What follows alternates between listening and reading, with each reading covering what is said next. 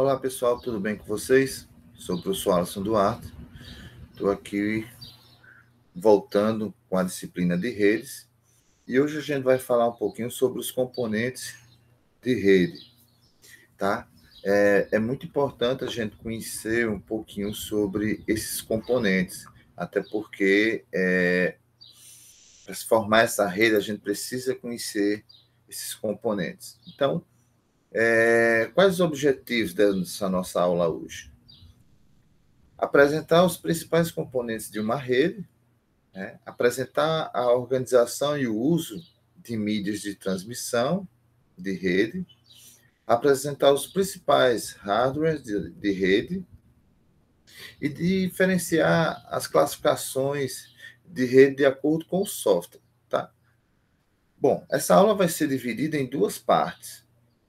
Então, vamos apresentar aí os componentes de redes, né, falar um pouquinho sobre ele, apresentar essa organização e depois a gente volta com a parte 2, tá bom? Muito bem, então vamos lá. Primeiramente, para se ter essa rede, a gente precisa ter um cabeamento, né? A gente precisa ter os cabos de uma rede. Então, um dado interessante obtido por Pinheiro em 2003 diz que cerca de 70% dos problemas da rede estão associados ao cabeamento que ela é utilizado, né? Entretanto, na maioria das pequenas redes, ainda é predominante o uso do cabeamento não estruturado. E o que é esse cabeamento não estruturado, pessoal? É um conceito que define a forma como os cabos de dados são utilizados nas empresas e nas residências. Então, se você observar em algum canto aí, ó, esse cabo, certo? Ele tem uma estrutura, né, de cores para que a gente possa manter essa nossa rede. Então, a criação desse cabo de conexão, né, a gente disse que a gente vai clipar esse cabo, né, tem todo um padrão a ser seguido. Né? E um dos fatores que faz com que pequenas e médias empresas não utilizem o cabeamento estruturado é o custo. Né? Hoje em dia, muitas empresas preferem utilizar a rede sem fio, tá? Mas antigamente a gente sabe que o cabeamento era muito forte nas residências e nas empresas. Pois bem, na figura 3.1 aí que eu estou mostrando para vocês, eu quero que vocês percebam o seguinte: há uma área de trabalho, né, conectada à rede.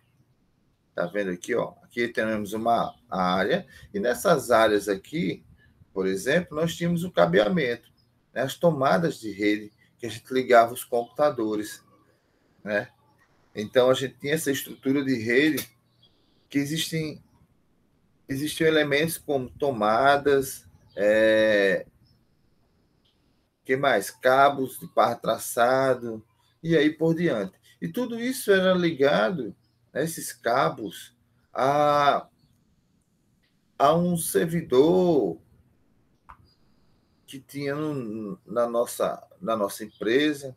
Tá? Hoje em dia, na nossa casa, a gente vê lá um roteador, mas a gente vai falar sobre isso mais na frente.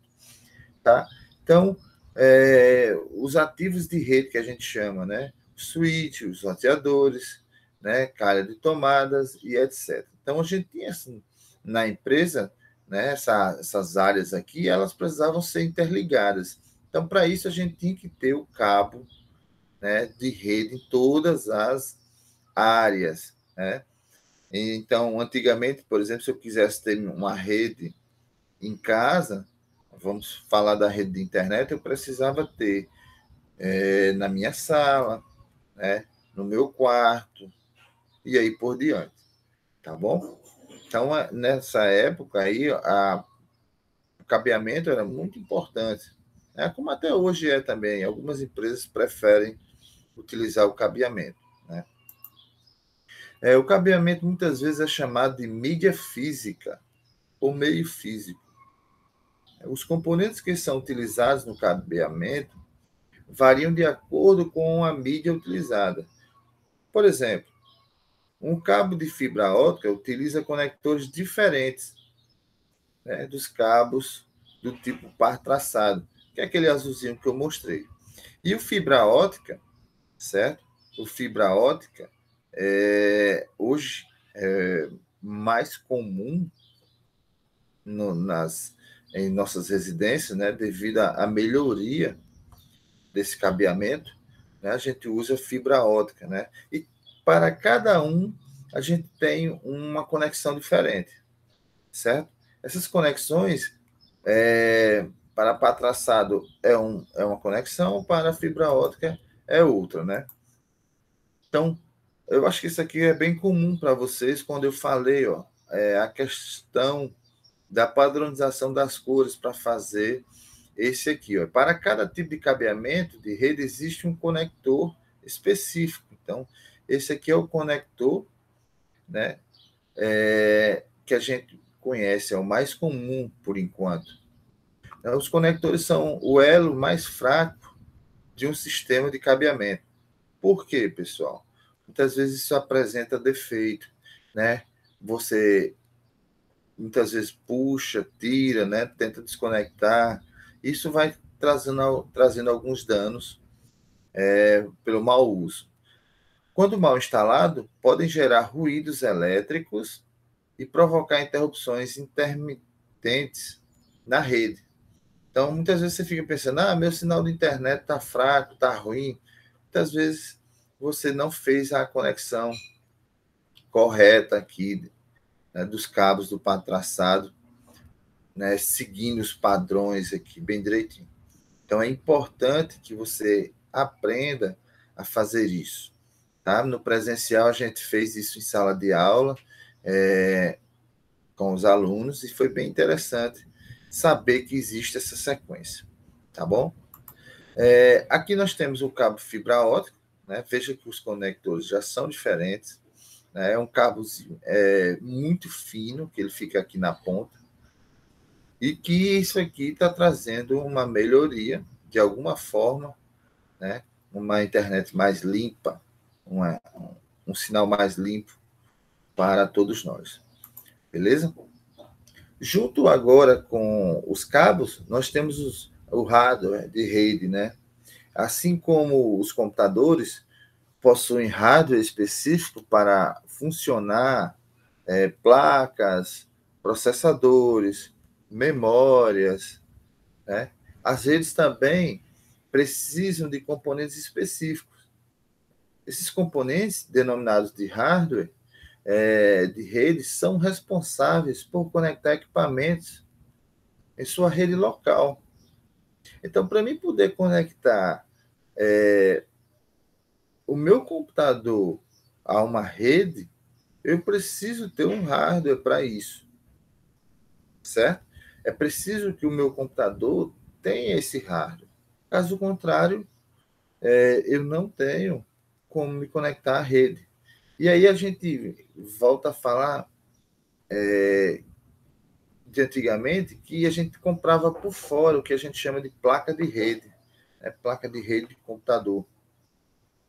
E hoje em dia, quando você for comprar o seu computador, você precisa verificar essa placa de conexão, né, no seu PC, no seu notebook, porque isso é o que faz você se conectar à sua rede. Tá? Eu trouxe até depois um exemplozinho das placas de redes, e a gente pode ver mais na frente. Então, os servidores e estações de trabalho. Vamos tentar diferenciar aí o que são os servidores e o que são as placas e as estações de trabalho. Então, são computadores destinados, né, os servidores, a prestar um serviço aos outros. Então, nós temos aquela máquina, e que aquela máquina ela pode atender a vários usuários. Em tese, qualquer PC pode ser um servidor de rede, mas normalmente são computadores mais potentes. Não sei se vocês são dessa época, mas a gente compartilhava músicas, por exemplo, através de um software. E o nosso computador servia de servidor. Então, eu compartilhava aquela quantidade de música que eu tinha no meu computador com várias pessoas da rede, né? Isso já há algum tempo atrás, né? Então, mas esses servidores, eles precisam de uma capacidade maior, né, de memória e de armazenamento. Além disso, os servidores costumam ter algum nível de redundância. Por exemplo, um servidor pode ter duas fontes de energia, né, vários HDs, e delas, se uma der problema, por exemplo, uma fonte de energia der problema, a outra entra normalmente, né? A outra vai entrar, vai substituir a danificada. Assim como o HD também, para a gente não correr o risco de perder esse material. Então, essa muitas vezes é a função do servidor, armazenar, né, os nossos os nossos desejos, né, de ter acesso, por exemplo, a várias outras informações nele contido. Então, quando eu tenho duas fontes de energia, posso ter duas fontes de energia no servidor, porque se uma danificar, a outra entra. Se o HD der problema, o outro entra. Tá? Então, isso aí é um dos pontos importantes do servidor. As estações de trabalho são os computadores clientes da rede. Nele, os usuários podem rodar seus programas e acessam os serviços fornecidos pelo servidor. Então, são computadores mais simples, com pouca ou nenhuma redundância. No caso, o nosso, por exemplo. Né? Muitas vezes nosso computador não tem potência nenhuma, não tem capacidade nenhuma, e a gente hoje assiste os filmes na rede, certo? Esses filmes não necessariamente precisavam ser baixados no nosso computador. Então, a gente veria esses filmes na rede, tá bom? Então, essas estações de trabalho aí também veio para nos ajudar bastante. Bom, como eu vinha falando, as placas de rede. Quando você vai comprar um computador, um PC, você precisa ficar de olho nisso aí, né? O ideal é que quando você for comprar, você tenha a sua interface de rede, né? Essa interface, ou interface de rede, vai facilitar a sua conexão com a rede. Então, as placas de rede podem ser chamadas de várias formas, né? Interface de rede, né? Cartão de rede, ou NIC, Network Face Card, né? Cartão de interface de rede. A gente conhece aqui como placa de rede, mais comum aqui para a gente. As interfaces de redes, na verdade, pessoal, é uma fonte de conexão dos computadores. A gente precisa dessa placa para se conectar a vários computadores. Então, essas interfaces de rede atualmente costumam ser integrados à placa-mãe. Isso quer dizer que você não chega a ver a placa dentro do seu computador. Isso aí são para os computadores mais novos, né? Mas, por exemplo, eu acredito que alguns de vocês já tenham visto uma placa desse tipo, né? A placa de rede, que antigamente a gente tinha que comprar por fora para poder conectar a rede, né? Essa placa-mãe, essa placa de rede, desculpe, ela se conecta à placa-mãe, né? Através dos slots lá da placa. E é preciso ter a entrada para o cabeamento da rede, certo? Então, você só vai poder se conectar a uma rede ou uma internet, como vocês queiram, se você tiver essa placa de rede. Então, por isso que é importante, na hora de você adquirir um PC, principalmente o de mesa, verificar se seu computador tem placa de rede. Caso contrário, você não consegue se conectar. Então, vamos lá. A figura 3.2 mostra um modelo de interface de rede que deve ser conectada num slot do PC. E esse tipo de instalação é menos comum, já que a maioria das placas-mãe já possui uma interface de rede embutida. Então, é o que eu estou dizendo a vocês. Antigamente, a gente precisava comprar por fora essa placa de rede aí, certo? Mas hoje em dia, os computadores mais novos, eles já vêm com essa placa de rede, certo? Então, as interfaces de rede possuem um endereço único e exclusivo. Então, veja que uma placazinha dessa, ela tem um endereço. E isso vai facilitar exatamente a comunicação com o nosso computador. É o que a gente chama de MAC. Cada placa de rede tem um endereço de MAC e uma conexão específica. Por exemplo, os computadores do tipo de estação, né, de trabalho, utilizam conectores RJ45, onde se conecta o cabo de rede, exatamente esse aqui. E aí, professor, mas o meu tem, mas eu não uso. Isso quer dizer que você já trabalha com a rede Wi-Fi, por exemplo, certo? Mas que atualmente a gente tem trabalhado muito a rede Wi-Fi, mas muitas vezes por garantia de um bom sinal, você muitas vezes é obrigado a utilizar a conexão via cabo, né? As interfaces utilizadas normalmente nas redes de trabalho funcionam a uma taxa de transmissão, pessoal, 10 por 100 megabytes por segundo. Quando há computadores interligados por essa placa, elas trabalham a maior taxa disponível, que é de 100 megabytes. A gente sabe que em determinadas empresas, a gente tem mais de um computador.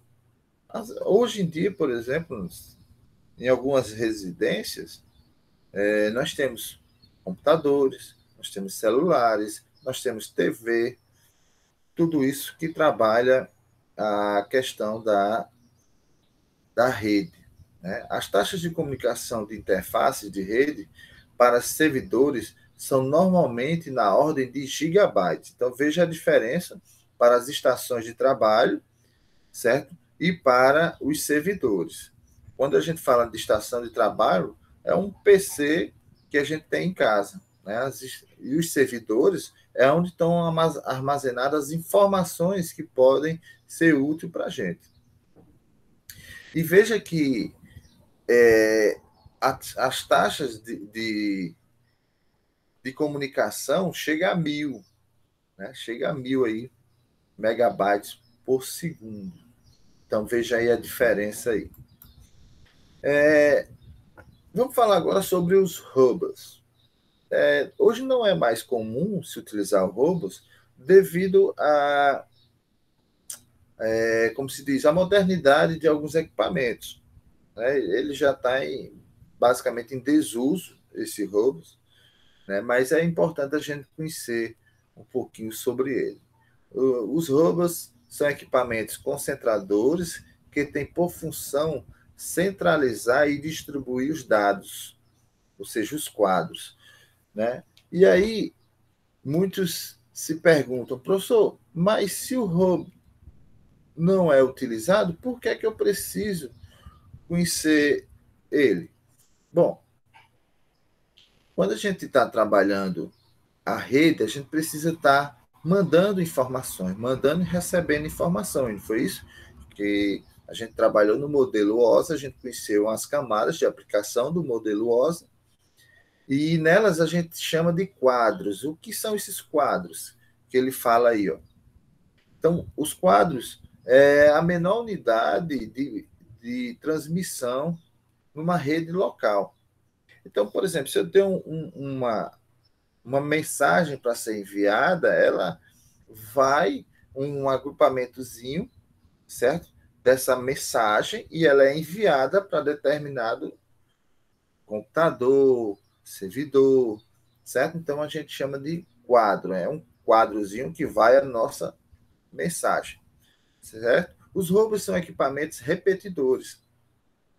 Eles não distribuem o que recebem, apenas reenviam os quadros e que recebem para todas as suas portas. Esse é o problema do roubos, pessoal. Então imagine aqui, ó, nessa imagem, certo? Aqui no meio é o roubo. Então o que que ele fazia?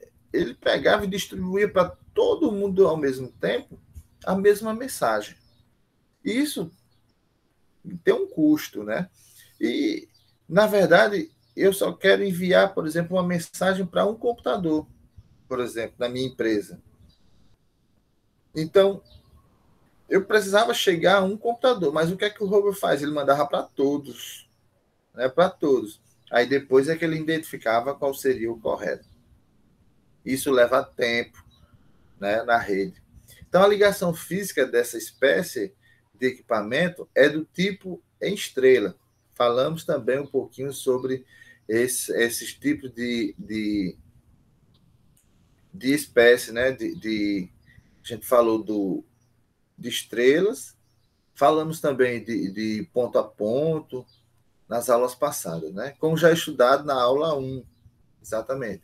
Ele trabalha na camada 1 do modelo OSI, já que tem função apenas de receber um quadro e repeti-lo para todos os computadores, que eu vinha dizendo a você. Então, se chega uma mensagem nesse hub, ele envia para todos os computadores sem se preocupar para quem vai essa mensagem. Os hubs repetidores funcionam retransmitindo quadros para todas as suas portas, menos para a estação que gerou o quadro. Então, vamos aqui, eu estou aqui na minha empresa com esse hub aqui, certo? E de repente chega uma mensagem, vem lá de fora uma mensagem, querendo identificar onde é que tem uma música nesses computadores aqui, ó. Onde é que tem uma música nesses computadores? O que é que ele faz? Ele pergunta, manda mensagem para todos, certo? Aí, quando ele manda pergunta para todos, ele gera um tempo, um custo até chegar essa mensagem. Identificar onde é que está essa música, né? Bom, aí é importante também a gente analisar o seguinte. Observe na figura 3.4 que a estação A, por exemplo, está vendo aqui a estação A, gerou um quadro, ou seja, gerou um dado, né? Lembra que eu disse o quadro é a menor unidade de comunicação aí? Então, nós temos, ele gerou um quadro e ele vai mandar essa mensagem. Então, a estação A, gerou um quadro e o robô repetidor está reenviando para todas as outras estações conectadas em suas portas. De B até H, a estação A não recebe o quadro. Então, o que é que ele faz? O A mandou a mensagem aqui para o robô. Está aqui, ó. Mandou a mensagem. Aí, o que é que ele faz?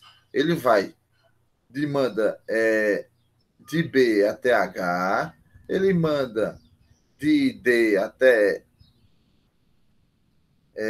passando por todos, né? De B até H, depois de B até C, de B até D. Ou seja, ele sai testando Deus e o mundo aqui para essa mensagem, né? Só não manda para o próprio A, porque foi ele que mandou a mensagem.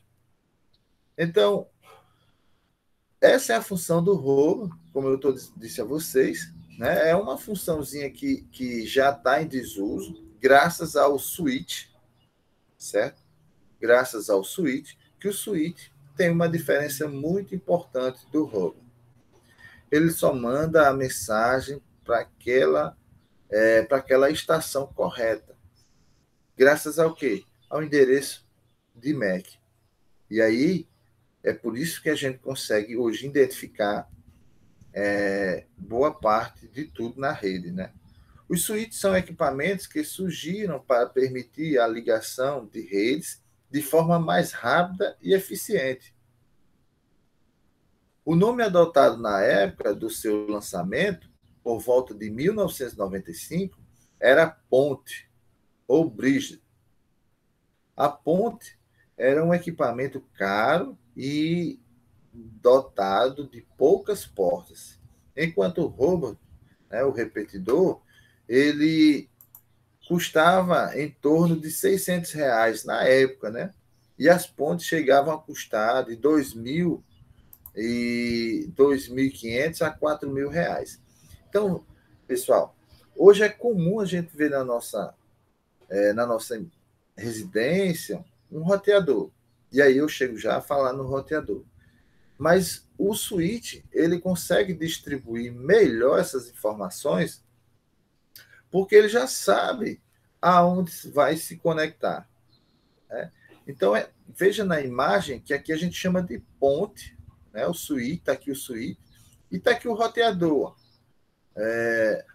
No caso, é aqui. Pronto, está aqui o roteador e está aqui o switch, né? O que a gente chama de ponte. No caso aqui, vamos falar que é um hub que a gente está estudando. Então, o switch mandava informação para o hub. O que é que ele faz, o hub? Enviava para todo mundo aqui ao mesmo tempo. Tá certo? Para todo mundo aqui ao mesmo tempo. E o switch, ele tem a capacidade de tomar decisão. Ora, eu vou mandar para a rede 1 ou para a rede 2? Esse é o diferencial da rede, do switch. Ele consegue determinar o caminho a seguir, né? De acordo com sua necessidade. Por exemplo, pode perceber quando você vai pesquisar na internet, você pesquisa um nome de uma música, certo? Pode pesquisar no Google o nome de uma música e você vai ser direcionada, né, aonde é que está essa música. E olhe que você vai ter várias respostas para isso. Mas graças ao quê? Graças ao endereço onde está a localização dessa música, né? Ele tem acesso a essas informações. E o switch, ele toma essa decisão, né, para ver se eu mando para a rede 1 ou para a rede 2. Ok? Bom, na figura aí 3.5, existem duas redes interconectadas. Realmente, ó, rede 1 e rede 2. Cada rede tem o seu sinal distribuído por um hub. Está aqui o hub. É esse aqui, ó. Certo? Está aqui. O problema, pessoal, é quando chega o sinal do switch, o hub vai e manda para todos ao mesmo tempo. E aí a gente já tem um probleminha, certo? Como o próprio nome sugere, a ponte interliga duas regiões.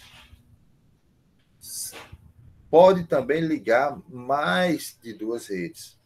Isso aqui é numa empresa, pessoal, um switch desse, ele faz milagres. Então, como assim, professor? O que é que esse switch ele faz aqui? Hoje em dia. Hoje a gente monta uma central numa empresa, por exemplo, com o switch. O switch recebe o sinal da rede e daí você consegue distribuir para vários setores dessa empresa, né? Para várias áreas de comunicação, como a gente falou aí no início. E aí, por exemplo, hoje em dia, você não necessariamente precisa ter mais o hub. Hoje a gente pode ter um roteador. Então, do switch, eu posso conectar aqui um roteador nele e ele pode me distribuir aqui, por exemplo, um sinal de rede sem fio. Mas também no roteador, eu posso ter, que aí também a gente vai chamar de uma ponte, né? Também representar outros sinais para conectar. Pode ser cabeado, pode ser Wi-Fi. Beleza? Então, veja o quanto o switch veio fazendo a transformação nessa parte de redes. Antigamente, isso era muito caro de se comprar. Ou não era todo mundo, ou qualquer empresa, que poderia ter um sinal desse, não. Um switch desse. Tá? Mas hoje, em média, você pode comprar 200, né, R$ 400 um equipamento desse. Tá? Na nossa escola nós temos, lá dentro do laboratório, nós temos um equipamentozinho desse, distribuindo o sinal para toda a nossa escola, certo? E aí, para você só entender melhor, se você tiver hoje lá na praça de alimentação, você consegue um sinal de, por exemplo, de Wi-Fi. Mas por quê? Porque o meu switch está conectado a um roteador, certo? E aí sim ele vai distribuir esse sinal para mim, beleza? Então o switch, dada a sua capacidade de processamento, envia os quadros, né? Lembre-se, quadro são as informações na menor unidade, somente para a porta de destino, ao contrário do roubo. Essa é a diferença, né? Por isso que o roubo está em desuso. Por quê? Porque o switch consegue enviar a mensagem apenas para a porta que ele quer, né? Ao contrário do roubo, que envia os quadros para todas as portas. Dessa forma, o canal fica desocupado para o restante das estações, que podem fazer suas transmissões sem mais problemas. Então, você imagine, por exemplo, o robô fazendo uma transmissão para todos esses computadores ao mesmo tempo, certo? Todos esses computadores. Então, a porta ficava ocupada, né? Impedindo de chegar novas informações. O switch não. Ele vai. Eu quero aqui na minha estação de trabalho A, quero mandar uma mensagem para a minha estação de trabalho E. Então, ele vai diretamente para o E. Ele não passa pelas outras, certo? Então, o A envia, né? O switch identifica para quem você quer enviar e aí chega no E. Então, imagine assim, algo parecido como o WhatsApp que a gente conhece. Você só envia uma mensagem para o seu colega se você souber o número dele. Caso contrário, você não consegue enviar essa mensagem. Da mesma forma, é a rede, é o switch. Você só vai conseguir enviar essa mensagem se você souber o endereço dele. No caso aqui é um número também, certo? Então a figura 3.6, a estação A está enviando um quadro representado pela linha mais grossa. O switch o encaminha diretamente para a estação E. Assim, todas as outras estações, aquilo que eu disse a vocês, vão ficar desocupadas, né? Podendo transmitir sem se preocupar se o canal está ocupado ou não.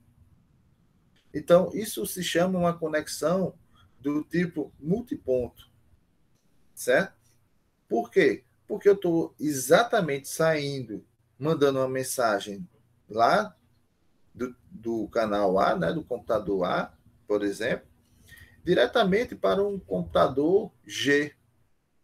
E as outras estações estão sem se preocupar se está ocupado ou não. Enquanto eu mando, por exemplo, para um computador G, o H e o B podem estar se comunicando tranquilamente. O C e o D podem estar se comunicando nesse exato momento, certo? Então, essa aí é a diferença do switch para o roubo.